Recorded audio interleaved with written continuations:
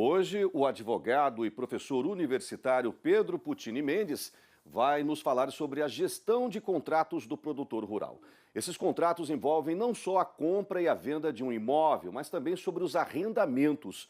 O gestor jurídico dos envolvidos precisa certificar a segurança do negócio em todas as esferas, viu, pessoal? Ambiental, trabalhista, tributária e fundiária. E cuidado, contrato mal elaborado pode trazer dor de cabeça tanto para o arrendador quanto para o arrendatário. Confira as dicas do especialista. Saudações, Pedro. Saudações pantaneiras, Mauro, a toda a equipe Giro do Boi, os telespectadores que continuam acompanhando o nosso quadro Direito Agrário.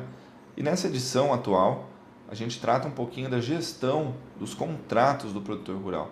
Não só nos outros quadros nós já tratamos de questões muito relacionadas à gestão, e a gestão jurídica nem sempre é muito comum, né?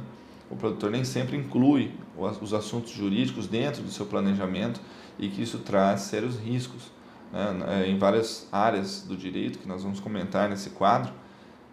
E nessa edição, os contratos, né, não só aqueles contratos de compra e venda, quando você vai comprar uma nova área para incorporar a sua propriedade ou a sua empresa agropecuária, mas também aqueles contratos de arrendamento, pois temos alguns casos de produtores que se utilizam apenas de arrendamentos, né, na sua atividade produtiva.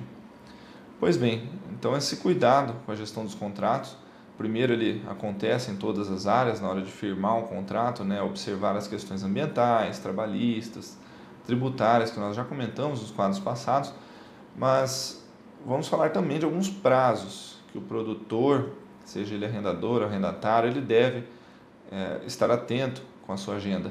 E que tipo de prazos seriam preocupantes para o produtor que trabalha dessa maneira com arrendamentos?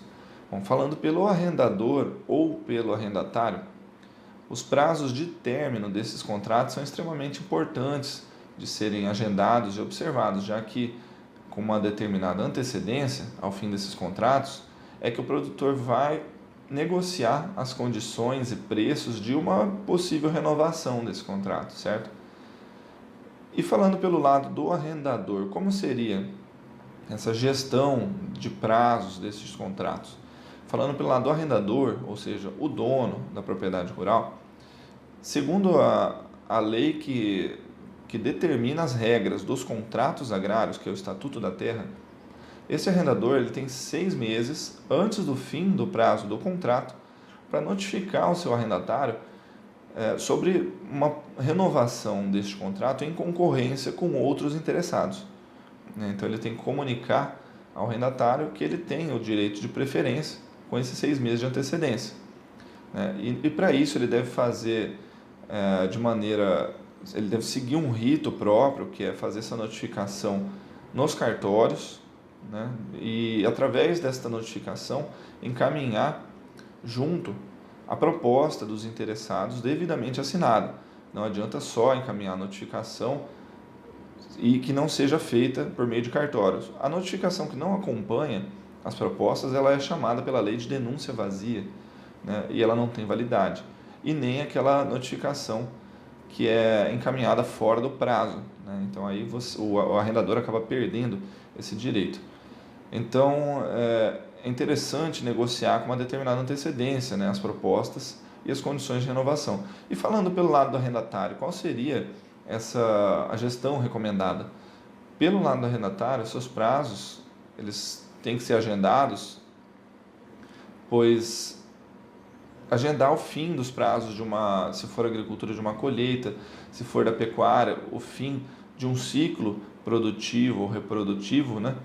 Porque muitas vezes, no fim do prazo de um contrato, aquele arrendatário ainda está no meio de uma atividade e nessa situação, para que ele não se prejudique, né, porque o arrendador pode pedir o seu despejo, ele deve comunicar a prorrogação contratual por força maior, como chama a lei.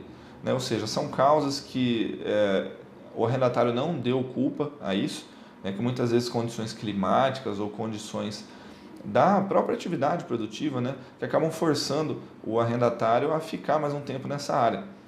Então, se ele pensar em iniciar qualquer atividade que não termine eventualmente nesse prazo, ele deve ajustar previamente com o arrendador e fazer esse comunicado. E no fim do prazo desses contratos, já ainda falando pelo arrendatário, é interessante ele juntar todos os documentos que comprovem as benfeitorias que ele fez nessa propriedade durante o prazo do contrato, pois algumas benfeitorias elas são indenizáveis, elas são reembolsáveis, né? E para isso nós recomendamos aí não só o trabalho de gestão do produtor, reforçando essa campanha pela gestão jurídica das propriedades rurais, mas também a análise jurídica dessas situações e um trabalho dos peritos. Os peritos são extremamente importantes neste final de contrato para fazer o cálculo, os laudos destas benfeitorias todas. Então foram mais algumas dicas de hoje no quadro de Direito Agrário sobre gestão de contratos. Saudações e até a próxima. Grande abraço. Obrigado, Pedro Puccini Mendes, por mais essas belíssimas informações aqui no quadro Direito Agrário.